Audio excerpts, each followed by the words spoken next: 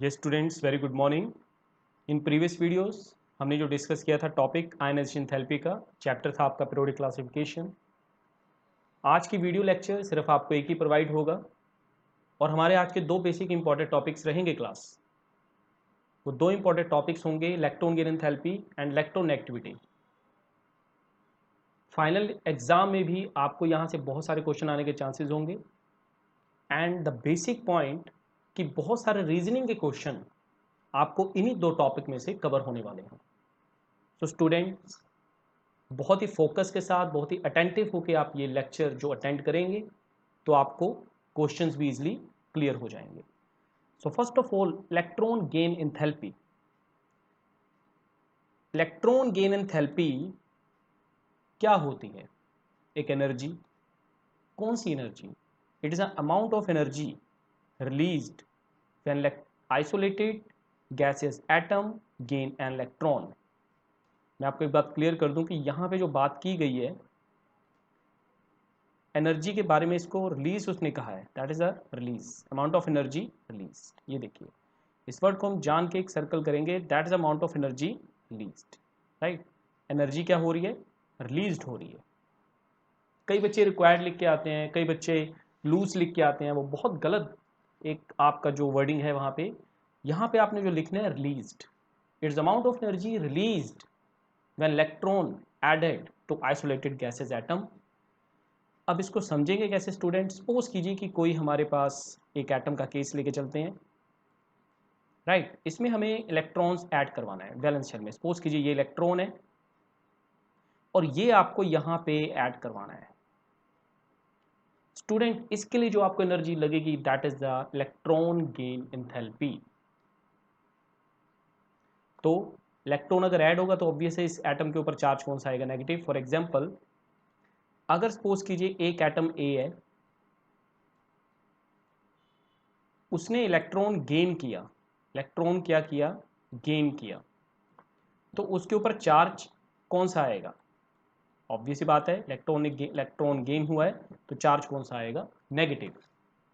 और हमें पता है कि जो नेगेटिव होता है उसको हम क्या बोलते हैं? एक तरह से नेगेटिव वाले पोर्शन को हम कहते हैं anion. What is this? It is called anion. Right, it is called anion.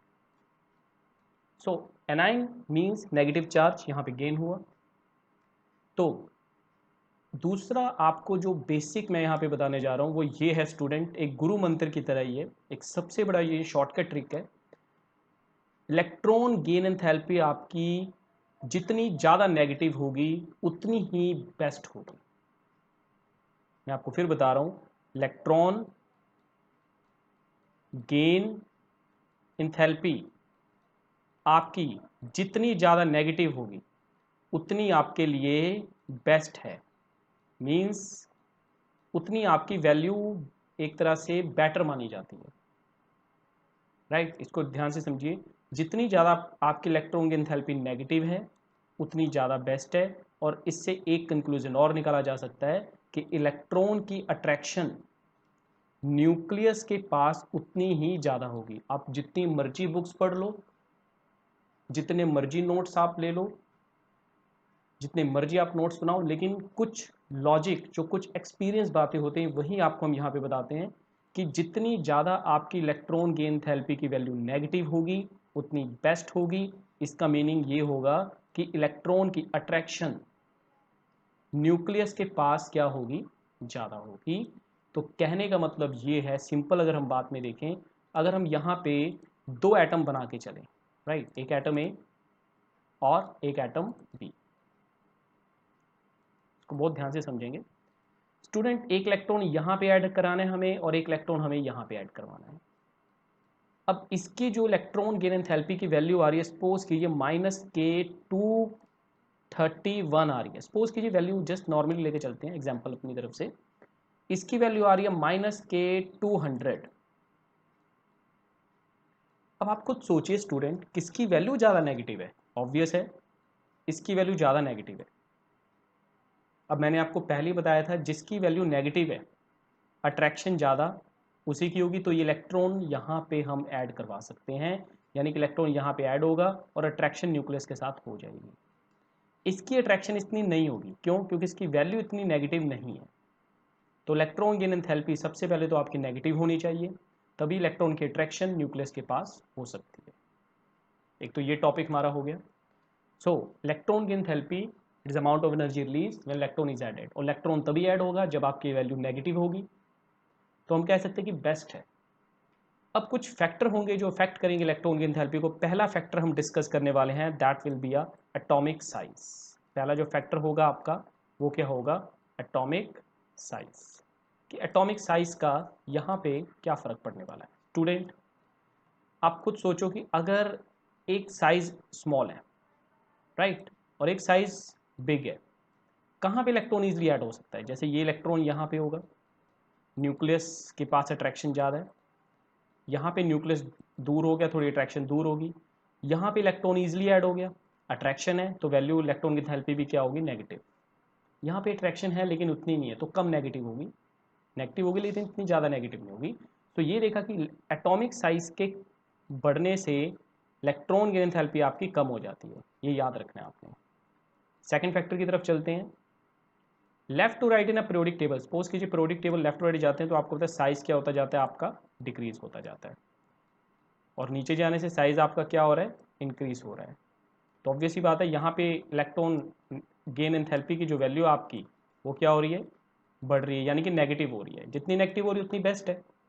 नीचे जाने से थोड़ी कम होती जाएगी क्योंकि अट्रैक्शन कम हो जाएगी। सिंपल सी बात में अट्रैक्शन अगर कम है तो इलेक्ट्रॉन की एंथैल्पी की वैल्यू भी कम है, इलेक्ट्रॉन ईजिली ऐड नहीं हो सकता, राइट। तो थर्ड फैक्टर जो हम डिस्कस करेंगे यहाँ पे वो ये होगा कि न्यूक्लियस चार्ज पे क्या इफेक्ट पड़ेगा। अगर जितना न्यूक्लियर चार्ज ज़्यादा है वो इलेक्ट्रॉन को ज़्यादा अट्रैक्ट करेगा, बिकॉज न्यूक्लियर चार्ज का यहाँ पे ये फ़र्क पड़ेगा। न्यूक्लियस अगर ज़्यादा अट्रैक्ट करेगा तो ऑब्वियस है कि अट्रैक्शन ज़्यादा होगी इलेक्ट्रॉन की, इलेक्ट्रॉन ईजिली ऐड हो जाएगा और वैल्यू आपकी नेगेटिव में चली जाएगी, इलेक्ट्रॉन गेन एंथैल्पी की वैल्यू। बाकी फैक्टर पड़ेगा कि साइज, एटॉमिक साइज का तो फैक्टर पड़ ही गया, ठीक है, डाउन ग्रुप जाने से। और दूसरी बात ये होती है स्टूडेंट की मेटल की और नॉन मेटल के केस में भी देखना होता है किसकी इलेक्ट्रॉन गेन एंथैल्पी ज़्यादा है, मेटल की या नॉन मेटल की। सिंपल सी बात है, जो इलेक्ट्रॉन ईजिली ऐड करवा लें उनकी इलेक्ट्रॉन गेन एंथैल्पी की वैल्यू ज़्यादा होगी। आपको पता है स्टूडेंट मेटल का तो काम ही इलेक्ट्रॉन लूज करना है, जबकि नॉन मेटल का काम क्या है? इलेक्ट्रॉन गेन करना। अब जैसे नाइट्रोजन है वो इलेक्ट्रॉन गेन करेगा 3 नेगेटिव, और फ्लोरीन है, फ्लोरीन इलेक्ट्रॉन गेन करेगा, दैट इज नेगेटिव। तो ये एक तरह से आप कह सकते हो कि नॉन मेटल की इलेक्ट्रॉन की एंथैल्पी ज़्यादा होगी। स्टूडेंट नेक्स्ट टॉपिक की तरफ चलते हैं, इलेक्ट्रोनेगेटिविटी। ये क्या होती है electronegativity? It is a measure of tendency of bonded atom to attract shared pair of electron toward itself. For example, definition को देख लीजिए student. So what is electron gain enthalpy? Basically electron gain enthalpy आप क्या कह सकते हो? It is the amount measure of tendency of bonded atom to attract shear pair of electron toward itself। यहाँ पे अगर हम कंसीडर करें ऑक्सीजन, वाटर का केस लेके चलते हैं,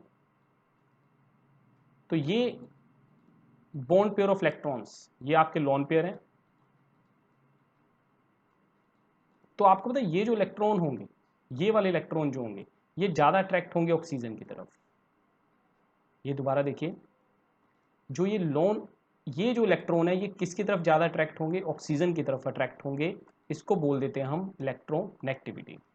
मतलब कहने का मतलब ये होगा कि एक एटम ए है और दूसरा एटम बी है, इनके बीच में जो इलेक्ट्रॉन पड़े हैं, इन दोनों में से जो ज़्यादा इलेक्ट्रोनेगेटिविटी होगी उसकी तरफ ये इलेक्ट्रॉन ज़्यादा अट्रैक्ट होंगे। अगर सपोज कीजिए बी है तो बी की तरफ इलेक्ट्रॉन अट्रैक्ट होंगे, अगर ए होगा इलेक्ट्रोनेगेटिविटी तो ए की तरफ ज़्यादा अट्रैक्ट होंगे। स्टूडेंट ये दो टॉपिक्स को आपने अच्छे से कवर करना है, राइट। नेक्स्ट वीडियो में हम इसके जो क्वेश्चन होंगे, रीजनिंग क्वेश्चन होंगे, वो हम डिस्कस करेंगे। तो आज के ये दो टॉपिक थे आपके, इलेक्ट्रॉन गेन एंथैल्पी और इलेक्ट्रॉन नेगेटिविटी। Thank you.